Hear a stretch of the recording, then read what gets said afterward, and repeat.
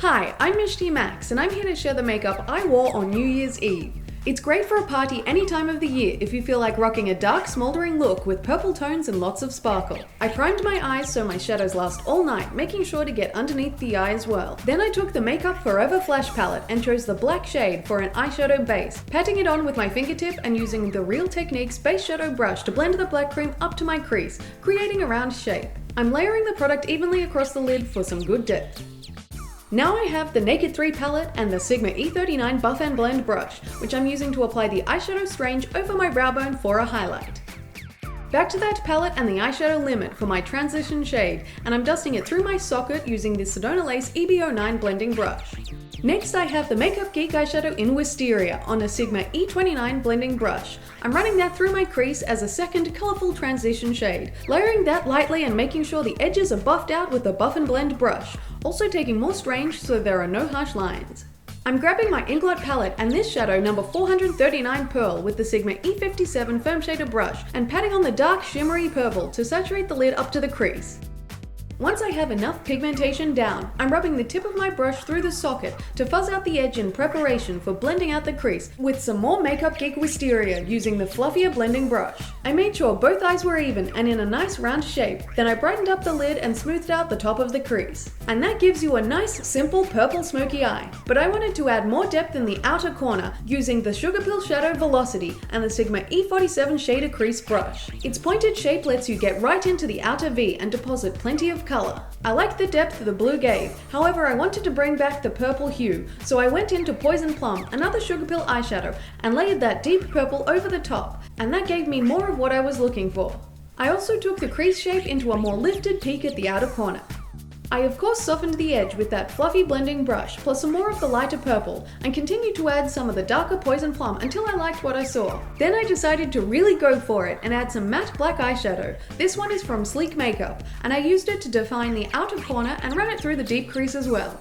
And to keep the saturation of color, I went into a mix of Poison Plum and Velocity with that delightful pointed crease brush to layer that over the black, and then went on to blend it out with some Wisteria to get a smooth gradient. And all that blending faded the lid, so I patted on some more of the Inglot Pearl shadow.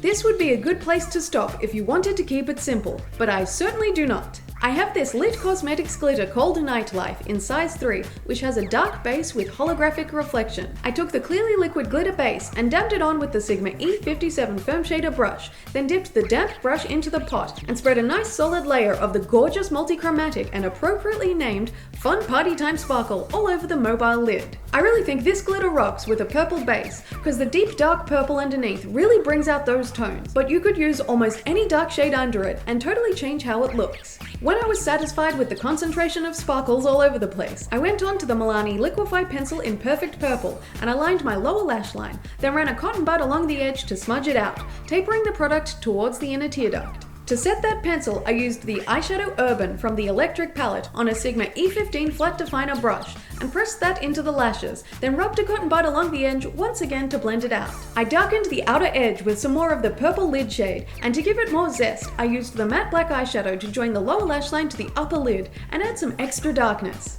I reached for the Inglot Matte Gel Eyeliner in number 77 and smeared it on my waterline with a pointed cotton bud, making sure to get it in between my eyelashes. I also coated my tight line and wiggled the product in between my upper lashes as well. Then I decided to define the eyes some more by adding some gel eyeliner to the outer edge of my lash line and buffed that out with what was left on the beloved pointed crease brush. To increase the darkness, I took some more black eyeshadow on the flat definer brush and kept that close to the lower lash line, and wiggled some of that on the upper lash line, giving a subtle and slight eyeliner effect. I let that fade into the eyeshadow of the crease and went on to curl my eyelashes before applying a few coats of CoverGirl Clump Crusher mascara to my top lashes. I thought I would tackle this new shimmery bright shade from Makeup Geek called a Daydreamer and use the Sigma E30 pencil brush to apply it to the remainder of my lower lash line. And then I blended that in with the Urban eyeshadow, keeping it all soft along there. Then I went in with Cottage Cheese to the tear duct, and since that shimmery violet was looking so nice, I applied it on top of the gross named creamy base to create a beautiful highlight to this look. I also blended that lightly up into the inner crease, and I really loved how it looked.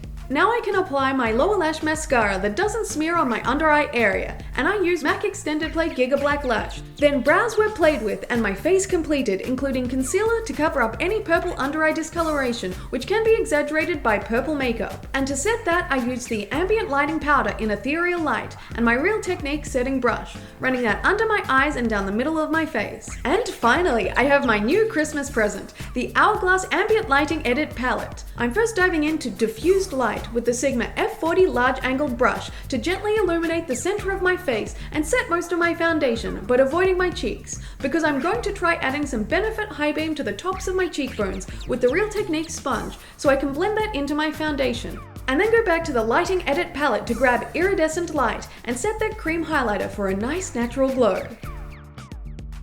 Then for blush, I chose Mood Exposure and applied that from the apples of my cheeks to my hairline and buffed that out with a powder brush. And since this is only the second time I've used this palette, I decided to keep going and use the Real Techniques contour brush to apply dim light under my cheekbones, into the temples and around the perimeter of my face. To add a bit more warmth to my cheeks, I went in with a touch of Luminous Flush just on the apples, and then for shits and giggles, I applied the Luminous Bronze Light on the perimeter of my forehead and temple area, and blended all those powders into my skin well with my powder brush. I was clearly overexcited and had to put the entire palette on my face. I finished up the skin by darkening my beauty spot with my brow wax and adding a bit of dim light to the sides of my nose, as well as using my finger to apply iridescent light on my cupid's bow and down the center of my nose. To settle all those powders into my skin, I sprayed my face thoroughly with the Urban Decay All Nighter Setting Spray and then fanned it dry, once again slicing at my nose with the fan because apparently I haven't learned my lesson. I prepared my lips with the MAC Prep and Prime Lip Base. I pulled out my NYX Slim Lip Liner in Purple Rain to line my lips to give me an idea of the shape so I can go in with these liquid lipsticks and have some fun. First I grabbed the Jeffree Star Velour Liquid Lipstick in I'm Royalty and applied that all over my lips as a base color. Next I took Blow Pony on my fingertip and spread the lavender shade over the center of my lips to lighten them up. And to give even more dimension, it was time for some Drug Lord action, so I blended that onto the very center of my lips. Let your lips do the work and smush them together to blend the liquid lipsticks, and I even went back to the lavender shade to get it going. Then for some definition, I took Blue Velvet and used a lip brush to apply it to the corners and outer edges of my lips. I really love how this lip turned out, and mixing the blue with the purple makes a gorgeous color, which is the whole reason I bought this shade. Lastly, I pulled out some light purple and clear rhinestones. I dabbed some eyelash glue onto the backs of them, then applied each one with tweezers over the inner third of my lower lash line, creating a gradient from clear close to the tear duct going across to purple towards the center to really top this look off. I just got these from the $2 shop. And now I'm done playing with my face. I always go for purple eyeshadow on New Year's Eve. I'm not sure, but that's just what color the night feels like to me. I can't go past a matching dark purple eye and lip. Plus I'm really impressed with this nightlife glitter, and the holographic shine was enhanced by the purple, but didn't clash with it. The rhinestones were a really fun addition as well, and I think it gave the makeup an in-your-face party feel that's awesome to pull out for a festive occasion. Thanks for watching. I hope you enjoyed this dark and festive makeup tutorial, and don't forget to subscribe for more videos. Also check out my band and podcast on iTunes.